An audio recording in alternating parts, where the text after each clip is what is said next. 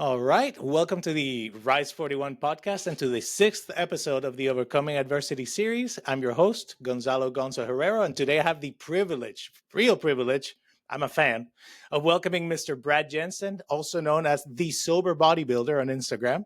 He is the founder of Next Level Nutrition, which was formerly known as Key Nutrition, which is an online platform and course that uses a holistic, intense, and interactive approach to help people level up so they can live their best lives. And welcome, Brad. Thank Tell you. us about yourself. I appreciate you having me on. My name is Brad Jensen. Like you said, I'm turning 40 years old next month, and I am first and foremost a man of God.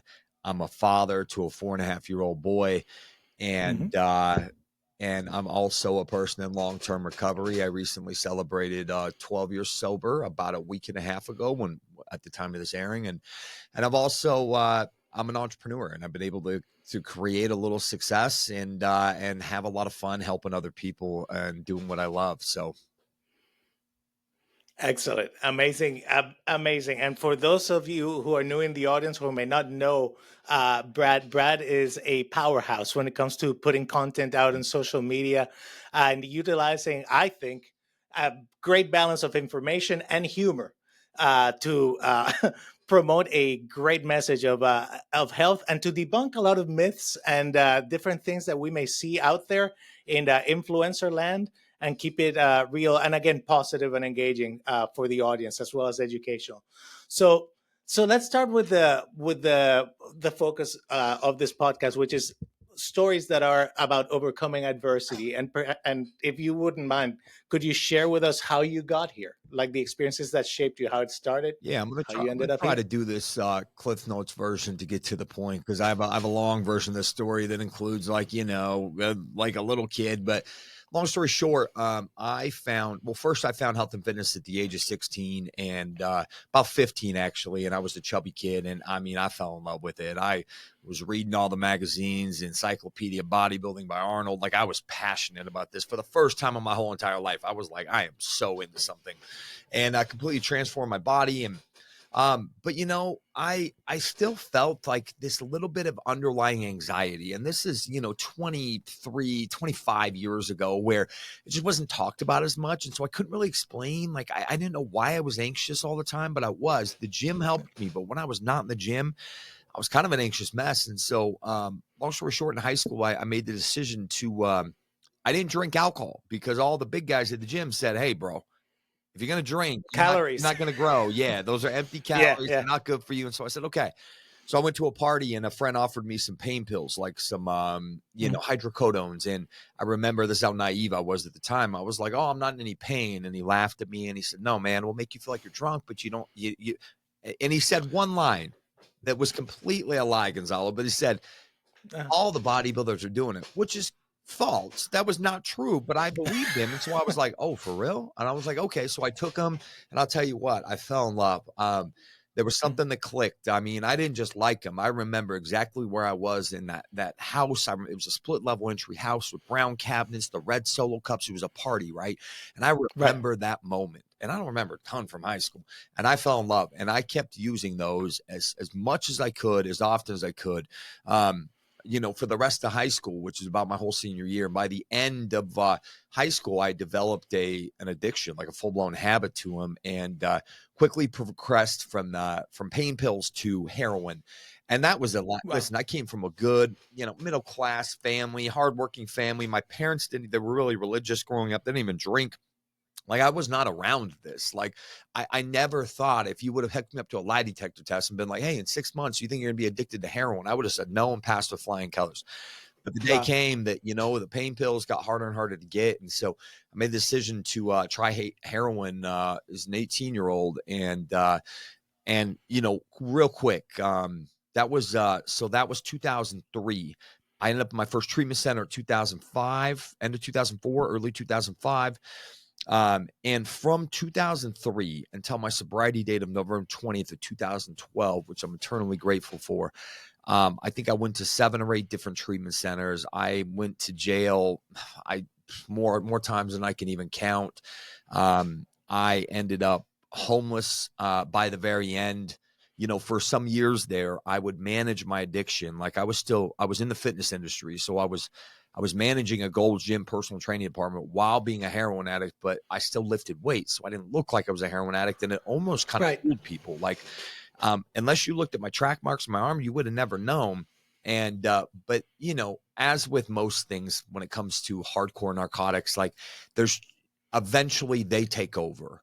And so by the end, not only am I in and out of jail all the time, but I ended up homeless the last year of 2012 and spent the whole year on the streets, running and gunning and living that life. And at this point, my family had cut Wow. me off. They had said, I mean, my parents almost got a divorce over me because my mom kept helping me. My dad didn't want to. And it got to a place where they cut me off. And for anybody listening, that's the point it came to with my family. And it was the best thing that ever happened to me. But they tried valiantly for 8-9 years to get me sober.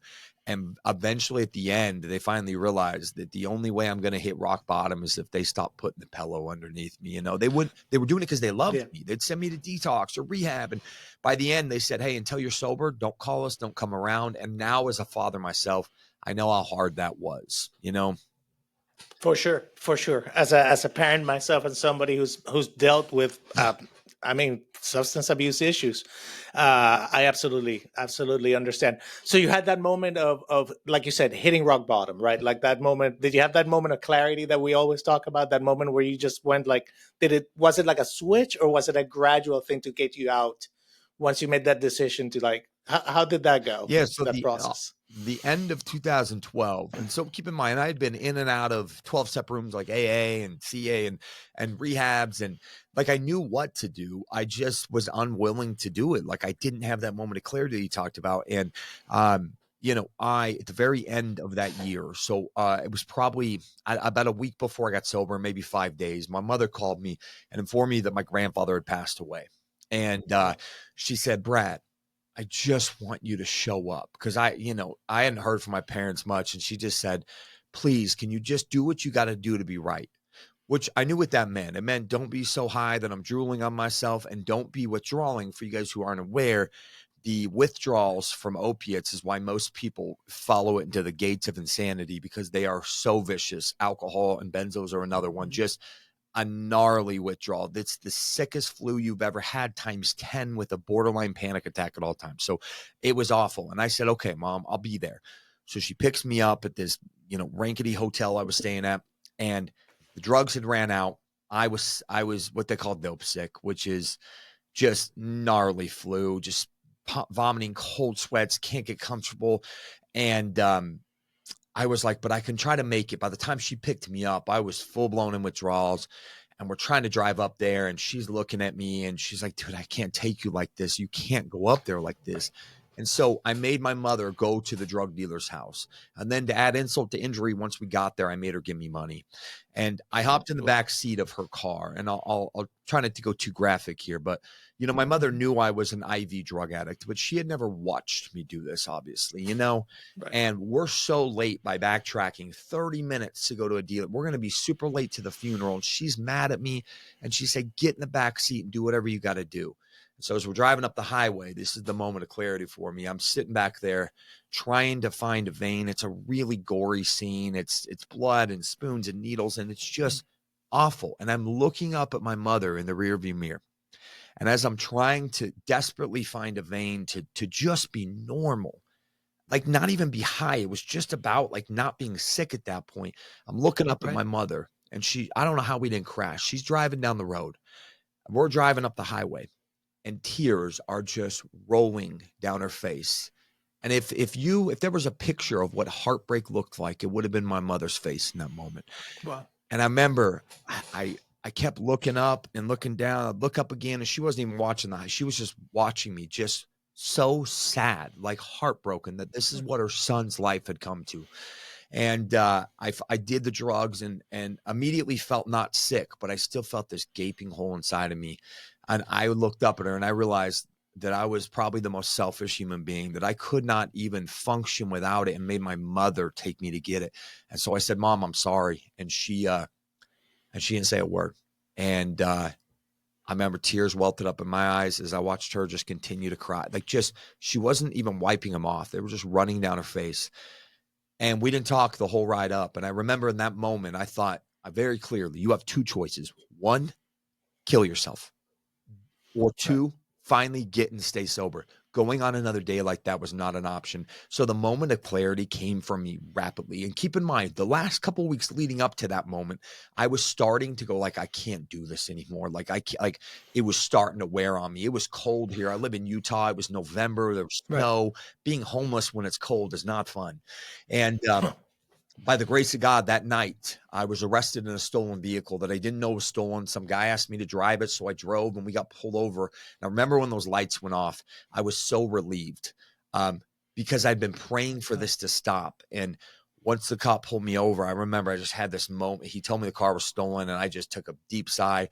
You know, they don't go too kindly when the car is stolen. I mean, guns were drawn, Sure. and I'm taking my hands out. I'm like, I'm cool. Hey, man, I want to go to jail. Like, I'm ready to stop. Right. So I went to jail for 30 days was all. And I only say all because I had done, a year at a time. And charges got dropped. I was released from jail on December 23rd of 2012, 2 days before Christmas. And I got Wow. out and I didn't know where to go. So I went to a 12-step meeting, and that's where my journey began. And like from that day, I have been able to put together a little bit of continuous time free from all mind altering substances. And it was tough. Getting sober was so hard, but I kept thinking in the back of my mind that like this hard is better than the other hard of like lying, scheming, scamming every day, thinking, how am I going to Yeah. get money to just get my fix? And, flash forward 12 years later, and there's a lot of beauty that's happened in there and a lot of trials, but I've been able to make a pretty cool life for myself. And it all centers around that decision on November 19th in the car to not kill myself, number one, and to finally get Right. and stay sober. Like, I look at these people who have had, even when you're talking about your son, I got my buddy's little brother has Down Mhm. syndrome. And I'm like, he is so damn happy. He gets happy. He's the nicest Yeah. guy. He's happy all the time. And I'm always complaining and moaning and blah, blah, blah, and like victim mindset. And something shifted when I got sober. I remember I would start to dip into that victim place. And I would be like, bro, you put yourself here. Yes, I think the Right. drugs responded differently in me than my friends, clearly, because they didn't become professional drug addicts, but I did. But Right. I made this is not a death sentence. You put yourself here, and with the help of God and a lot of changes in my life, like I could get out of this. And so that was, and it was tough, man, getting sober at 28 years old with nothing to your name and owing every institution and hospital money. Like, I didn't get sober. My Yeah. parents did nothing for me, and I am so grateful for that. They started slowly letting me build back their trust, but I didn't get a dime from them. They said, "Hey, you're on your own," and it was the greatest gift I ever got because it was so much adversity that first 6 months of having to just scrap and claw, like waiting tables and going to all these meetings and doing all this and like barely getting by and starting. Like, I got a $500 car that was a 2-door that was really a 1-door because the passenger side didn't open. So like hanging out with girls, I'd be like, just hop through the passenger, the driver's side. Yeah. It's just. But I was so grateful for that car Mhm. because Right. I knew I had worked for it. And when I started seeing, and then when I started getting back into coaching and helping other people change their lives and the gratitude they would express, and I was getting paid for it, I was just like, I realized in that moment that gratitude was what I had been searching for in a pill and a bottle and a needle my whole entire life. I had never Yeah. felt truly grateful till I was 29 years old, 28 years old. And that's crazy to think about. But I was just so grateful for everything, to be alive, to not be dead, to not be hooked on drugs. And I think that gratitude is what got me through the adversity, like those really, really hard times in early sobriety where I wanted to use and I didn't use. And I also was like, your life is a mess, dude. I found out my credit score was like in the 400s. I'm like, is that good or bad? They're like, so that's awful. And I was like, oh. And now today, Yeah. like I'm in good credit standing, and that took years, but like one Sure. chip at a time. And just falling back. That's why I talked about gratitude being the antidote to life, man. When when I'm not grateful is when I'm complaining, blaming, over explaining, you know? Gotcha. So you hear this in the space, and for people who don't understand this, the practice of being actively grateful in your life. Like a lot of people I know, I know that this is something that I share with you. Like, and it's relatively recent to me too. The whole idea of like you can change your mindset completely by being actively grateful and looking at the things that you should be grateful about.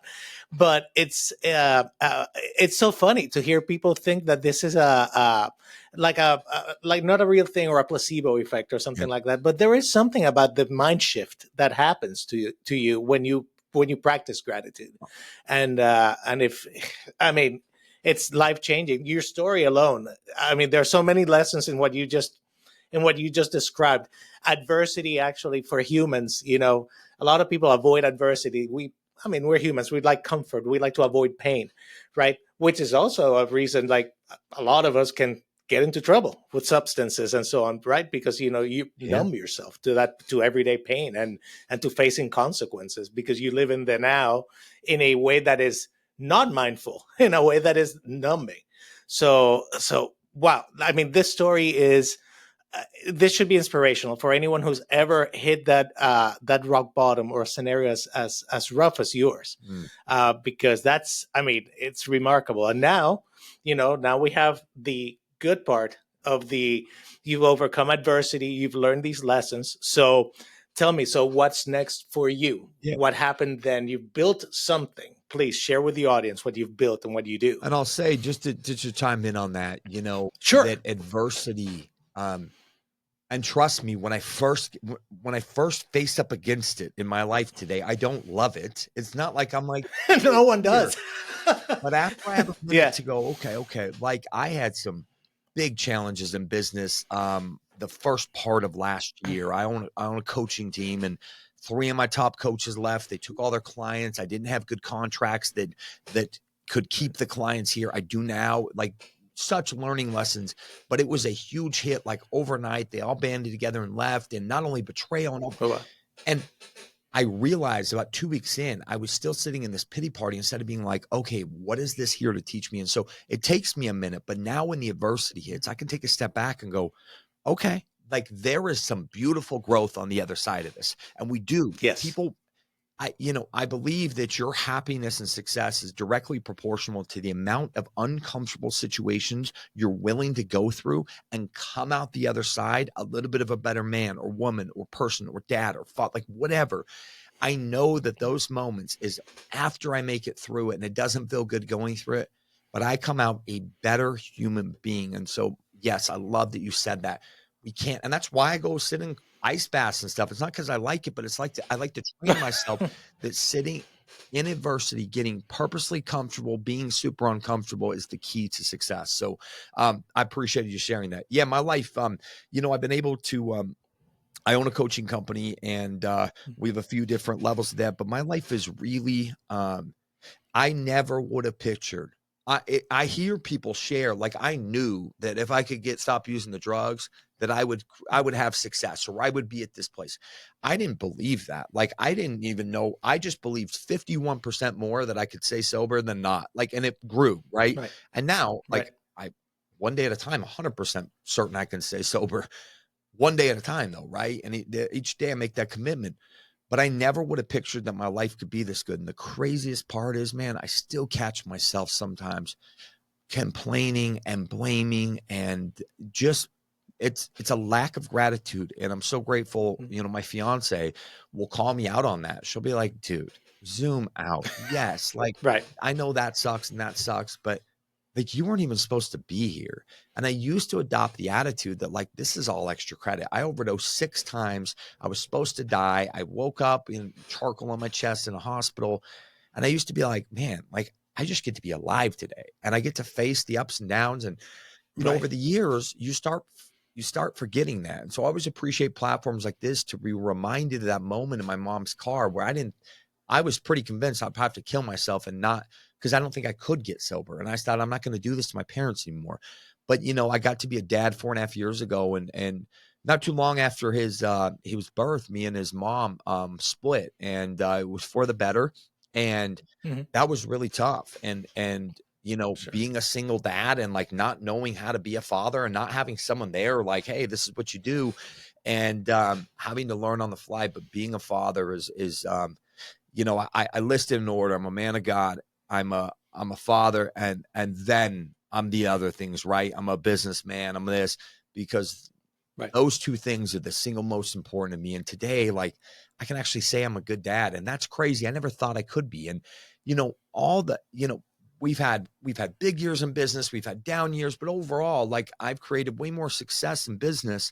But I feel like that says more about God than it does me, because I've put in a lot of footwork, but there was something planted inside me along the way of just believing that I deserved a better life. And like, and I've also realized among this, like, the material success is important, and I don't want to pretend like it's not, but I've also, some of the years that I've had the most material success were also the most miserable, because I got too wrapped up in that one thing. And so today I really try to have a lot of balance, and I have a lot more Mhm. work-life balance, because I don't want to look back.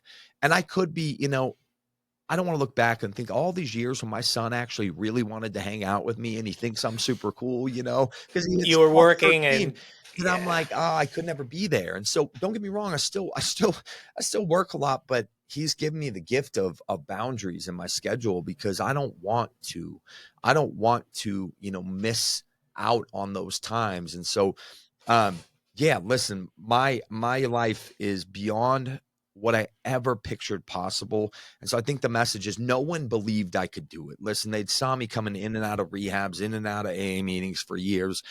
And my family full blown admits, they're like, dude, like, we we were like, well, it's good he's trying, but like, we're secretly preparing for your funeral. Cause they just, Right. when you fail so many times for 10 years in a row, I don't blame people for being like, yeah, for now he's sober. Cause I would get 4 or 5 or 6 months before, and then ruin it all, like, in a Right. heartbeat.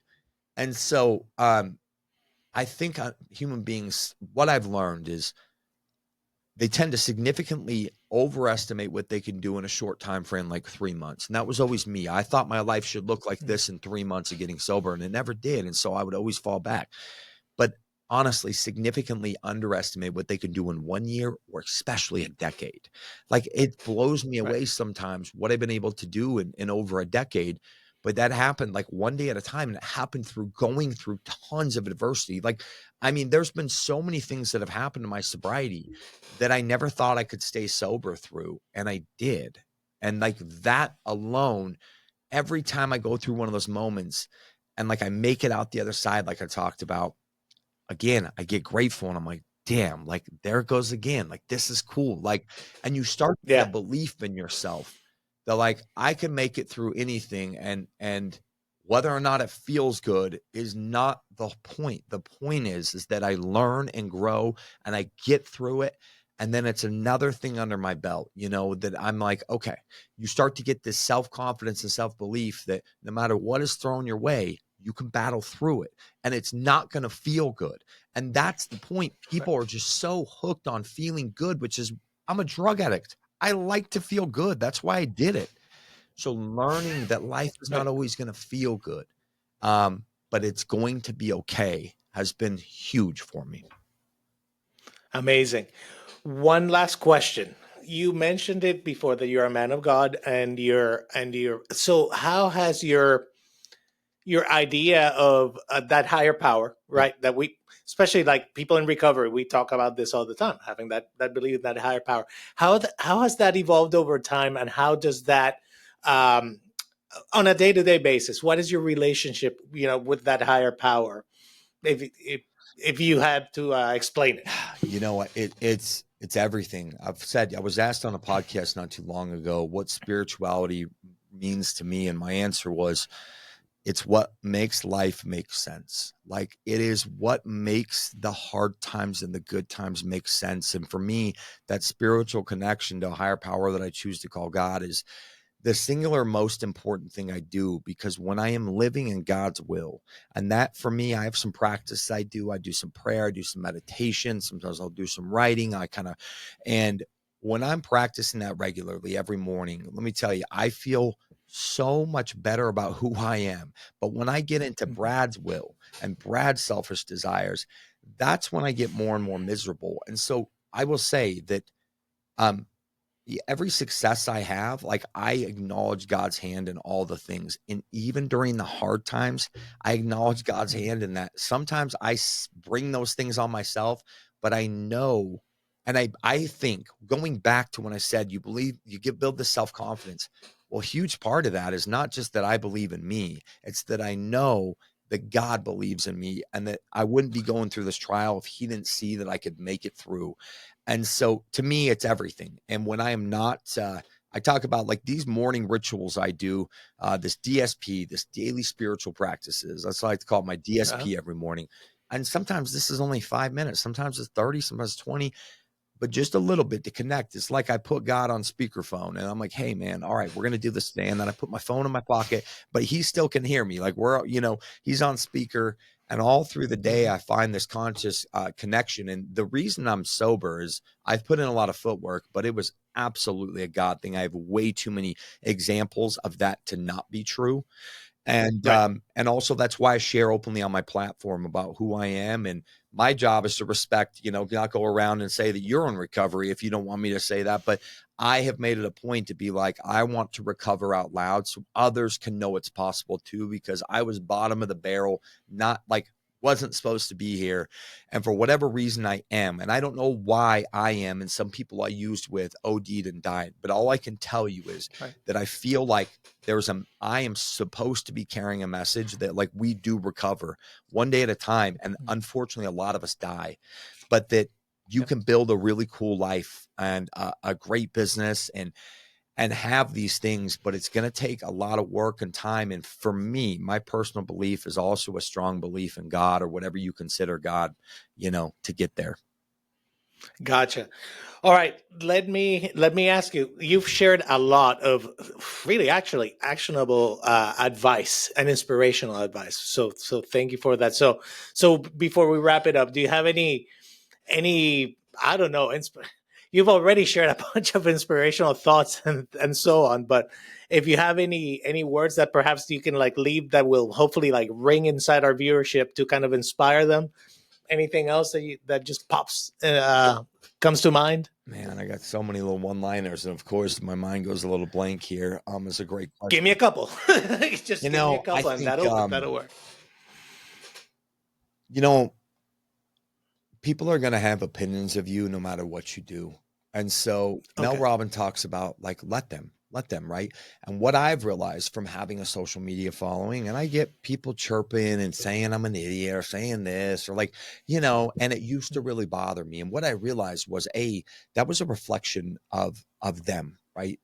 Their Right. perception of me is a reflection of them. But here's the kicker.